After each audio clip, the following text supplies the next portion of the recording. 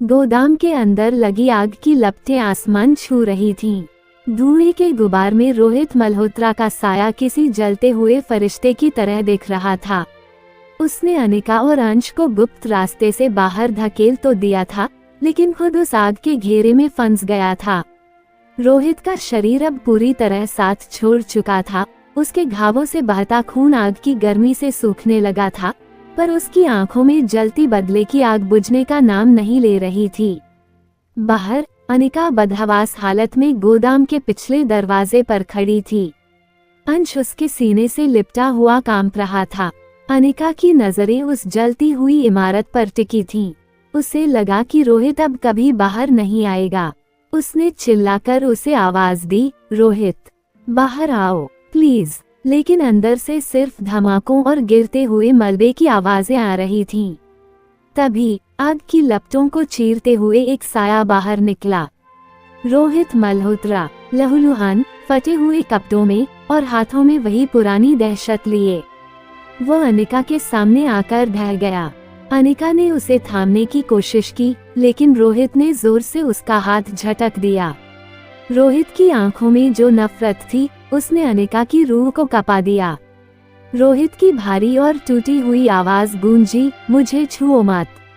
तुम्हारे इस मासूम स्पर्श की कीमत मैं 630 दिनों के अंधेरे से चुका हूँ। अनिका रोते हुए सफाई देने की कोशिश कर रही थी।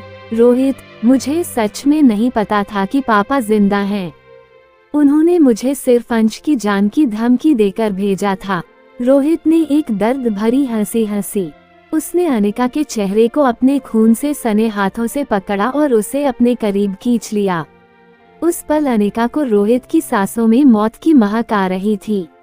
रोहित ने उसके कान में फुसफुसाते हुए कहा कि अब ये खेल नर्स और पेशेंट का नहीं रहा। अब अनिका उसकी वो कैदी है जिसे वह तब तक तड़पाएगा जब तक कि वह ब्लैक बॉक्स का हर एक राज उगल नहीं देती। तभी वहां रोहित के वफादार आदमियों की गाड़ियां पहुंची। रोहित ने इशारे से अनिका और अंश को गाड़ी में डालने का हुक्म दिया। अनिका चिल्लाती रही, लेकिन रोहित ने उसकी एक न सुनी। गाड़ी मल्होत्रा मैंशन की तरफ दौड़ रही थी। रोहित बगल वाली सीट पर बैठा था। उसकी आंखें बंद थीं, लेकिन उसका दिमाग तेज चल रहा था।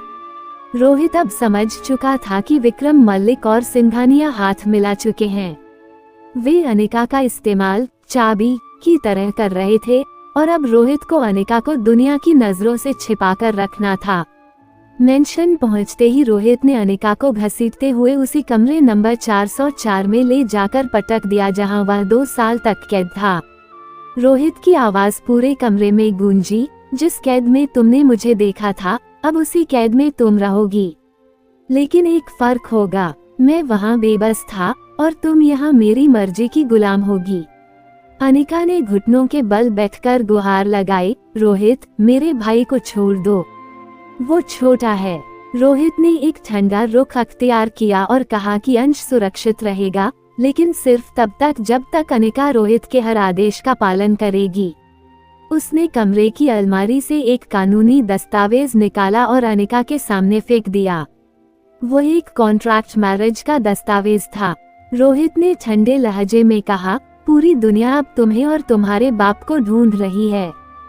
सिंघानिया तुम्हें जिंदा नहीं छोड़ेगा।